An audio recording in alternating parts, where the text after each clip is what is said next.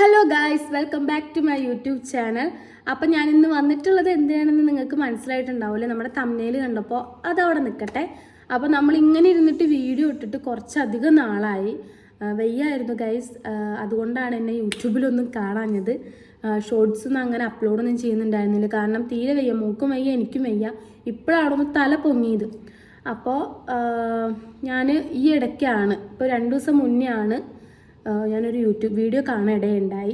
നമ്മുടെ ദിയ കൃഷ്ണയുടെ ഇപ്പോൾ ട്രെൻഡിങ് 1 ഓടിക്കൊണ്ടിരിക്കുന്നത്.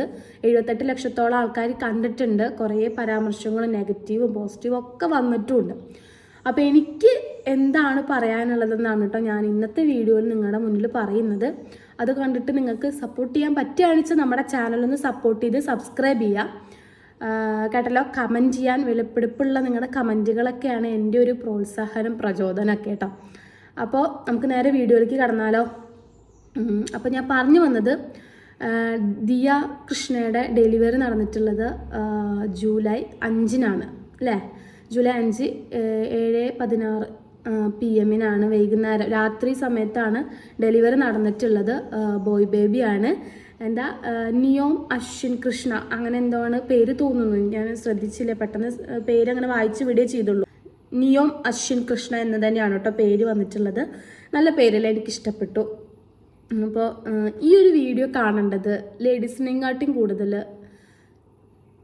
ജെൻസ് തന്നെയാണ്, ബോയ്സ് ആ ഭാഗമാണ് കാണേണ്ടത്. എന്താണെന്ന് വെച്ച് കഴിഞ്ഞാൽ, പലർക്കും ഇപ്പോൾ വീഡിയോയിലും യൂട്യൂബിലും ന്യൂസിലൊക്കെ കാണുന്നതാണ് ഭാര്യയെ മർദ്ദിച്ചു, അമ്മേനെ ഉപേക്ഷിച്ചു, അമ്മേനെ കൊന്നു, എന്തൊക്കെയോ ഇതൊക്കെ അങ്ങനെ നടന്നുകൊണ്ടിരിക്കുന്ന കാര്യങ്ങളാണല്ലേ ഇന്നത്തെ കാലഘട്ടത്തിൽ. അപ്പോൾ അമ്മ എന്താണ്, സ്ത്രീ എന്താണെന്ന് അവർക്ക് ഇപ്പോഴും മനസ്സിലായിട്ടില്ല. അതേപോലെ തന്നെ സ്വന്തം പെൺമക്കൾ തന്നെ അമ്മേനെ ഉപേക്ഷിക്കണു, ആൺമക്കൾ അമ്മേനെ ഉപേക്ഷിക്കണു. നമ്മളങ്ങനെയാണെന്നല്ല പറയുന്നത്, നമ്മളങ്ങനെ ആവാതിരിക്കട്ടെ, അതിന് വേണ്ടിയിട്ടാണ് ഇന്നത്തെ തലമുറ എന്തായാലും കണ്ടിരിക്കേണ്ട ഒരു വീഡിയോ തന്നെയാണ് ദിയ കൃഷ്ണയുടെ. എനിക്ക് വളരെയധികം അഭിമാനം തോന്നിട്ടോ അവളെ, എന്താ പറയുക, ചേച്ചി ആ വീഡിയോ ഇട്ടതിൽ. കാരണം ഒരുപാട് പേര് കാണേണ്ട വീഡിയോ തന്നെയാണത്. എന്നാലേ അവർക്ക്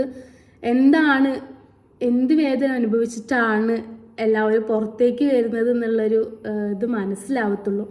എന്നാലും ഈ വീഡിയോ കണ്ടിട്ട് പലരും പറയുന്നത് എന്താണെന്നറിയോ? വീഡിയോയ്ക്ക് വേണ്ടി ഓവർ ആക്ടിങ് ചെയ്യുന്നതാണ്, ആൾക്കാരെ കാണിക്കാൻ വേണ്ടി ഓവർ ആക്ടിങ് ചെയ്യുന്നതാണ്. അതുപോലെ തന്നെ പൈസയ്ക്ക് വേണ്ടി ഇട്ട വീഡിയോ ആണ്. എനിക്ക് തോന്നുന്നില്ല പൈസയ്ക്ക് വേണ്ടി ഇട്ട വീഡിയോ ആണ്. നമ്മുടെ ഓരോ ഓർമ്മകളും പകർത്തി വെക്കുന്നത് നമുക്കിങ്ങനെ, ഇപ്പോൾ ഫോണിലൊന്നും നമ്മൾ വീഡിയോസ് എടുത്ത് വെച്ചാലും ഫോട്ടോസ് എടുത്ത് വെച്ചാലും ഫോൺ ഡിസ്പ്ലേ ഒക്കെ പോയി കഴിഞ്ഞാൽ ആ ഫോട്ടോസും വീഡിയോസൊക്കെ പോകും അല്ലേ? ഇതിപ്പോൾ നമ്മളൊരു യൂട്യൂബ് ചാനൽ തുടങ്ങിയിട്ട് യൂട്യൂബ് ചാനലാണ് നമ്മളിങ്ങനെ ഒരു വീഡിയോ അപ്ലോഡ് ചെയ്ത് വെക്കുന്നതെങ്കിൽ നമുക്ക് ജീവിതകാലം മുഴുവനും ഫോൺ തകരാറായി പോയാലും നമുക്ക് സെർച്ച് ചെയ്ത് നോക്കി നമുക്ക് കിട്ടും. അതിന് വേണ്ടിയിട്ട് തന്നെയാണ് കേട്ടോ ഞാൻ യൂട്യൂബ് ചാനൽ തുടങ്ങിയതും കുഞ്ഞു കുഞ്ഞു വിശേഷങ്ങളും കാര്യങ്ങളൊക്കെ നമ്മളിതിൽ അപ്ലോഡ് ചെയ്യാൻ തുടങ്ങിയതും. അപ്പോൾ അതിന് പൈസയ്ക്ക് വേണ്ടിയിട്ടാണെന്ന് എനിക്ക് തോന്നുന്നില്ല. കാരണം അശ്വിൻ ചേട്ടൻ പിന്നത്തെ ഒരു ഷോർട്സിലാണെന്ന് തോന്നുന്നു പറയുന്നുണ്ട്, ഈ മോൻ വലുതായി കഴിഞ്ഞാൽ ഈ വീഡിയോ കാണണം, കണ്ടിട്ട് എന്താണ് അമ്മ അനുഭവിച്ചിട്ടുള്ള ഇതെന്താണ്, വേദന എന്താണ് എന്നൊക്കെ പറയുന്നത്, അത് നീ മനസ്സിലാക്കണം എന്ന് പറയുന്നുണ്ട്. അത് തന്നെയാണ് നമ്മളിപ്പോൾ അതങ്ങനെ ഓരോ മക്കളും മനസ്സിലാക്കേണ്ട കാര്യമാണ്. ഇതിപ്പോൾ നോർമൽ ഡെലിവറിയുടെ പെയിൻ അല്ല ശരിക്കും ദിയ കൃഷ്ണയ്ക്ക് വന്നിട്ടുണ്ടായിരുന്നത്. ഞാൻ പറഞ്ഞുതരാം. ശരിക്കും ദിയ കൃഷ്ണയ്ക്ക് നടന്നിട്ടുള്ളതെന്ന് വെച്ചാൽ, ദിയ ചേച്ചിക്ക് നടന്നിട്ടുള്ളത് എപ്പിഡ്യൂറൽ ഡെലിവറിയാണ് നടന്നിട്ടുള്ളത്. എന്ന് വെച്ച് കഴിഞ്ഞാൽ ഡെലിവറി സമയത്ത് മാത്രം, എന്ന് വെച്ച് കഴിഞ്ഞാൽ ബേബി പുറത്തോട്ട് വരുന്ന സമയത്ത് മാത്രം ഉണ്ടാവുന്നൊരു വേദനയാണത്. നോർമൽ ഡെലിവറി എന്ന് പേര് പറയാം, പക്ഷേ എപ്പിഡ്യൂറൽ ഡെലിവറിയാണ് നടന്നിട്ടുള്ളത്. എനിക്കൊക്കെ നോർമൽ ഡെലിവറി ആയിരുന്നു. ആ സമയത്തൊന്നും നമ്മുടെ കൂടെ പേരൻസോ ഹസ്ബൻഡോ ആരും തന്നെ ഉണ്ടായിരുന്നില്ല. നമ്മുടെ ഡോക്ടേഴ്സും സിസ്റ്റേഴ്സും അവരല്ലാണ്ട് വേറെ ആരും ഉണ്ടായിരുന്നില്ല. നമ്മുടെ വേദനയും നമ്മൾ എത്രത്തോളം സ്ട്രഗിൾ ചെയ്തിട്ടാണ് ആ ബേബി പുറത്തോട്ട് വരുന്നത് എന്ന് കാണാൻ അവിടെ എക്സ്പീരിയൻസ് ആയിട്ടുള്ള ഡോക്ടേഴ്സും നേഴ്സുമാരും മാത്രമേ ഉണ്ടായിരുന്നുള്ളൂ. എന്താ പറയുക, ഇന്നത്തെ കാലത്ത് ഹസ്ബൻഡെങ്കിലും ഡെലിവറി സമയത്ത് നമ്മുടെ കൂടെ വേണം. അവർ മനസ്സിലാക്കണം അതിൻ്റെ വേദന എത്രത്തോളാണെന്ന്. ഇത് ഡെലിവറി സമയത്ത് വെച്ചാൽ ബേബി പുറത്ത് വരുന്ന സമയത്ത് മാത്രം വരുന്ന വേദനയായിരുന്നു ദിയ ചേച്ചിക്ക് ഉണ്ടായിരുന്നത്. എനിക്കങ്ങനെ ഞാൻ 9 മണിക്കൂറാണ് ഞാൻ വേദന സഹിച്ച് ഡെലിവറി റൂമിൽ കിടന്നത്. ലേബർ റൂമിൽ കിടന്നിട്ടുണ്ടായിരുന്നു 9 മണിക്കൂർ. പുലർച്ചെ 5 മണിക്ക് കയറ്റിയതാണ് എന്നെ.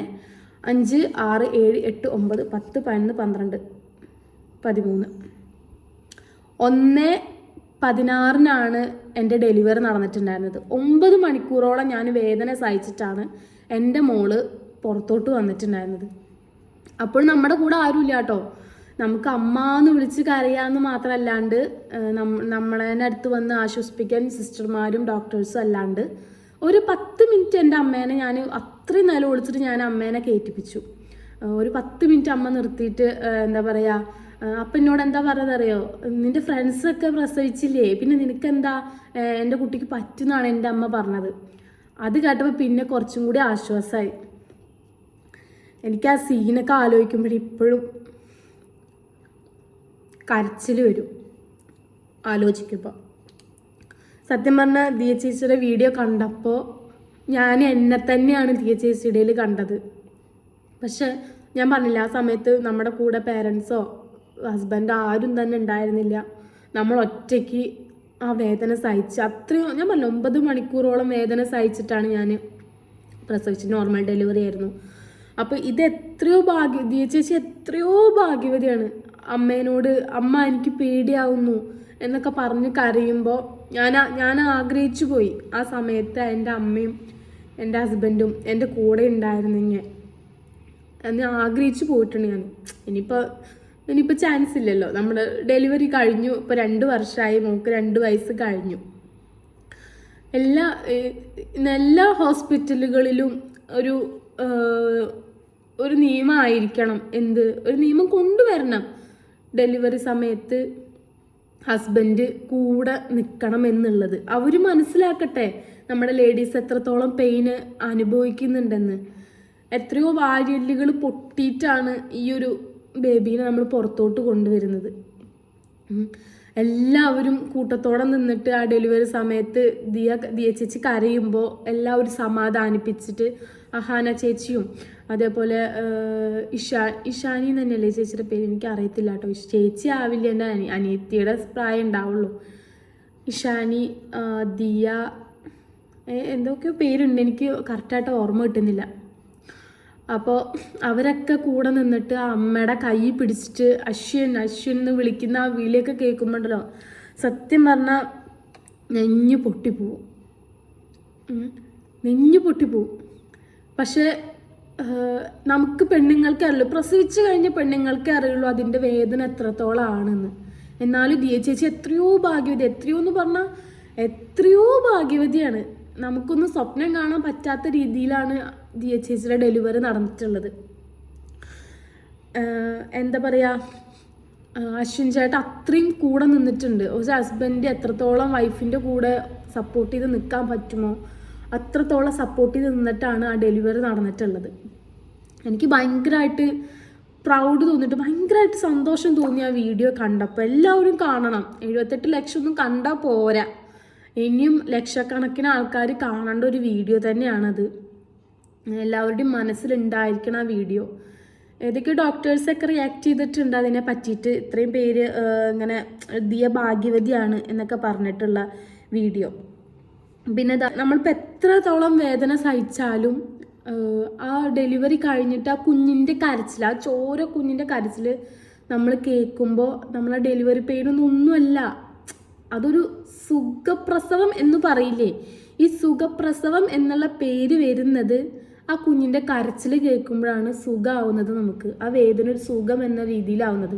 അതുവരെ അതിന് സുഖമൊന്നുമില്ല കേട്ടോ, അത് അനുഭവിച്ചാൽ തന്നെ മനസ്സിലാവത്തുള്ളൂ. ചിലർ പറയും കയ്യും കാലൊക്കെ ഒടിഞ്ഞ എന്താ വേദനയല്ലേ, സിബ് കുടുങ്ങി എന്താ വേദനയല്ലേ. വേദനയാണ്, പക്ഷേ ഡെലിവറി പെയിൻ, ഡെലിവറി വേദന എന്നൊന്നും പറയണത് പറഞ്ഞറിയിക്കാൻ പറ്റത്തില്ല. അതൊരു മരണവേദന എന്നൊക്കെ പറയില്ലേ, നമ്മളിപ്പോൾ മരിച്ചു പോവും എന്നൊരു മരണത്തെ മുന്നിൽ കണ്ടുകൊണ്ടാണ് നമ്മൾ ഡെലിവറി സമയത്ത് നമ്മളവിടെ കിടക്കുന്നത്. സിസേറിയൻ സമയത്തും അതെ, സിസേറിയനും അതെ, പെയിൻ തന്നെയാണ്. സിസേറിയൻ സമയത്ത് പെയിൻ ഉണ്ടാവില്ല, പക്ഷെ സിസേറിയൻ കഴിഞ്ഞിട്ടുള്ള ദിവസങ്ങളിലെ പെയിന് അതെൻ്റെ ഫ്രണ്ട് പറഞ്ഞിട്ട് എനിക്ക് അറിയാം. കാരണം എൻ്റെ ഡെലിവറിയുടെ ഒരു മാസം മുന്നേ ആയിരുന്നു എൻ്റെ ജീഷ്മയുടെ ഡെലിവറി ഉണ്ടായിരുന്നത്. അവൾക്ക് ഇതേപോലെ കുഞ്ഞിന് പൊക്കിൾ കൊടി കഴുത്തിൽ ചുറ്റിയിട്ട് ഡെലിവറി സിസേറിയൻ വേണ്ടി വന്നു. ആ ഒരു പെയിൻ, കീറിയിട്ടുള്ളൊരു പെയിൻ. അതുമാത്രമല്ല, സഡേഷൻ കൊടുക്കുമ്പോൾ ബാക്കിൽ ഇങ്ങനെ ഇത് കയറ്റുമല്ലോ, അത് കയറ്റിയിട്ട് അതെങ്ങാനും കൂടെ BP കുറേ എന്തെങ്കിലും ചെയ്ത് കഴിഞ്ഞ് കഴിഞ്ഞാൽ ഭയങ്കര പ്രശ്നമാണ്. ദേഹമാസകലാകെ വിറച്ച് ഒരു വിധമാവും. തണുപ്പില്ലെങ്കിൽ നമുക്ക് തണുപ്പുണ്ടെന്ന് തോന്നിയിട്ട് ഭയങ്കര വിറയലൊക്കെ ആയിരിക്കും. അതൊന്നും നമുക്ക് ബോയ്സിനോടൊന്നും പറഞ്ഞാൽ മനസ്സിലാവില്ല. അതിന് ശേഷമാണ് ഡിപ്രഷനിലേക്ക്, പോസ്റ്റ് പാർട്ടം ഡിപ്രഷനിലേക്ക് ലേഡീസൊക്കെ പോകുന്നത്, ഈ ഡെലിവറി കഴിഞ്ഞ സ്ത്രീകളൊക്കെ പോകുന്നത്. പക്ഷേ ഇതുപോലൊരു ഫാമിലി, ഇതുപോലൊരു ഹസ്ബൻഡും ആ പെണ്ണിൻ്റെ കൂടെ ഉണ്ടെങ്കിൽ ഒരു കാരണവശാലും അവർ പോസ്റ്റ് പാർട്ടം ഡിപ്രഷനിലേക്ക് പോവില്ല. 100% ഉറപ്പുള്ള കാര്യമാണ്. എനിക്ക് ഈ വീഡിയോ റിയാക്ട് ചെയ്യാൻ തോന്നിയത് എന്തുകൊണ്ടാണെന്നറിയോ? ആ ഒരു കിടക്കയിൽ കിടക്കുന്നത് ഞാനാണെന്ന് എനിക്ക് തോന്നിപ്പോയി. കാരണം ആ വേദന, ആ കരച്ചിൽ വേദന. പക്ഷെ അടുത്ത ആരും ഉണ്ടായിരുന്നില്ല. എന്നുവെച്ചാൽ അടുത്ത് നമ്മുടെ ഫാമിലിയോ ഹസ്ബൻഡോ ഉണ്ടായിരുന്നില്ല. കയറ്റാനുള്ള ഫെസിലിറ്റീസൊക്കെ ഉണ്ട്, ഏതൊക്കെ ഹോസ്പിറ്റലുകളുണ്ട്. പക്ഷെ ഞാൻ കൺസൾട്ട് ചെയ്ത ഹോസ്പിറ്റലിൽ അതിൻ്റെ ഫെസിലിറ്റി ഉണ്ടായിരുന്നില്ല. ഞാൻ ചോദിച്ചിട്ടുണ്ടായിരുന്നു ഹസ്ബൻഡിനെ കൂടെ കയറ്റാൻ പറ്റുമെന്ന്. ഇല്ല എന്ന് പറഞ്ഞു. എനിക്ക് ആ 2 വർഷം മുന്നത്തെ കാര്യങ്ങൾ, ആ ലേബർ റൂമിൽ നടന്ന കാര്യങ്ങൾ ഇപ്പോഴും എനിക്ക് ഓർമ്മ കിട്ടുന്നുണ്ട്. ഞാൻ ഡെലിവറി വ്ളോഗും അതിൻ്റെ എക്സ്പീരിയൻസ് വ്ളോഗൊക്കെ ഞാൻ പോസ്റ്റ് ചെയ്തിട്ടുണ്ടായിരുന്നു മുന്നേ. ഇപ്പോഴും നല്ല കേട്ടോ, 1 ഇയറിന് മുന്നെയാണ് ഞാൻ പോസ്റ്റ് ചെയ്തിട്ടുണ്ടായിരുന്നത്. ഇപ്പോഴും ഈ ഡെലിവറി പെയിന് പോലും അനുഭവിക്കാതെ കുഞ്ഞുങ്ങൾക്ക് വേണ്ടിയിട്ട് കാത്തിരിക്കുന്ന പാരൻസ് എത്രത്തോളം ഉണ്ട്? ഒരുപാട് പേരുണ്ട് അല്ലേ? അവർക്കൊക്കെ കുഞ്ഞുങ്ങളെ ദൈവം തരട്ടെ. അതൊന്നും നമുക്ക് കുഞ്ഞുങ്ങളെ കയ്യിൽ കിട്ടിക്കഴിഞ്ഞാൽ വേദന ഒന്നുമല്ല. പക്ഷെ അവിടെ വരെയുള്ള വേദന ഒരു മരണവേദന തന്നെയാണ് കേട്ടോ. എല്ലാ ജെൻസും ബോയ്സൊക്കെ കാണേണ്ട ഒരു വീഡിയോ തന്നെയാണ്. ഞാൻ അപ്രിഷ്യേറ്റ് ചെയ്യാണ് ദിയ ചേച്ചീനെ. എന്താ പറയുക, ഭാഗ്യവതിയാണ്. ഞാൻ ഇപ്പോഴും എടുത്ത് പറയണ ഭാഗ്യവതി തന്നെയാണ് ദിയ ചേച്ചി. അപ്പോൾ നിങ്ങളുടെ അഭിപ്രായങ്ങൾ, ആ വീഡിയോ കണ്ടിട്ടുള്ള അഭിപ്രായങ്ങൾ എന്താണെന്ന് വെച്ചാൽ എൻ്റെ ചാനലിൻ്റെ കമൻറ്റ് ബോക്സിലും കൂടി കമൻറ്റ് ചെയ്യാൻ മറക്കരുത്. കണ്ടവരുണ്ടെങ്കിൽ കേട്ടോ. ഇപ്പോൾ ഗവൺമെൻറ് ഹോസ്പിറ്റലിൽ വേറെ രീതിയിലായിരിക്കും ഡെലിവറി ഉണ്ടാവുക, പ്രൈവറ്റ് ഹോസ്പിറ്റലിൽ വേറെ രീതിയിലായിരിക്കും ഡെലിവറി ഉണ്ടാവുക. മാക്സിമം ഒരു നിയമം കൊണ്ടുവരണം. ഞാൻ പറഞ്ഞതുപോലത്തെ ഒരു നിയമം കൊണ്ടുവരണം. ഹസ്ബൻഡും അല്ലെങ്കിൽ അമ്മയോ ആരെങ്കിലും ഒരാൾ ഡെലിവറി സമയത്ത് ആ പേഷ്യൻറ്റിൻ്റെ കൂടെ, പേഷ്യൻ്റ് എന്ന് പറയാൻ പറ്റത്തില്ല, ആ ചേച്ചിയുടെ കൂടെ, ആ ലേഡിയുടെ കൂടെ ഉണ്ടായിരിക്കണം. അത് അവർക്കൊരു ധൈര്യമാണ്, സപ്പോർട്ടാണ്. അപ്പോൾ ഹസ്ബൻഡുമാരെ എല്ലാ ഹോസ്പിറ്റലിലും കയറ്റണത്. കുറേ കമൻറ്റുകൾ അവരതിൽ കുറേ കമൻറ്റുകൾ വന്നിട്ടുണ്ട്. അതന്നെ, അമ്മ പേടിയാവുന്നെന്ന് അവളത് പറഞ്ഞപ്പോൾ അവൾ കടന്നുപോയ മാനസികാവസ്ഥ ഒരുപാട് വിശദീകരിച്ച് വെച്ചിട്ടൊരു കമൻറ്റൊക്കെ ഇട്ടിട്ടുണ്ട് കുറേ പേര് കേട്ടോ, ഒരുപാട് വിശദീകരിച്ചിട്ട്. അപ്പോൾ ഇന്നത്തെ വീഡിയോ വന്നിട്ട് ഇത്രയേ ഉള്ളൂ.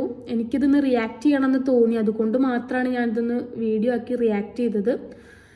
അപ്പോൾ വീഡിയോ ഇഷ്ടപ്പെട്ട് കഴിഞ്ഞാൽ എൻ്റെ തംബ്നെയിൽ നോക്കിയിട്ട് ആരും എന്നെ വിലയിരുത്തണ്ട കേട്ടോ. ഞാൻ തംബ്നെയിൽ പറഞ്ഞത് പലരുടെയും ചിന്താഗതി അതാണ്, വീഡിയോയ്ക്ക് വേണ്ടിയിട്ട് അഭിനയിക്കുകയാണ്, വീഡിയോയ്ക്ക് വേണ്ടിയിട്ട് പൈസയ്ക്ക് വേണ്ടിയിട്ട് ചെയ്തതാണ് എന്നൊക്കെയാണ് പലരുടെയും കാഴ്ചപ്പാട്.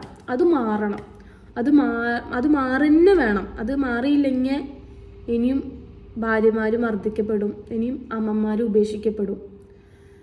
അപ്പോൾ അത് മാറണമെങ്കിൽ എല്ലാ ഹോസ്പിറ്റലുകളിലും ഭർത്താക്കന്മാരെ കൂടെ കയറ്റിയേ പറ്റത്തുള്ളൂ ഡെലിവറി സമയത്ത്.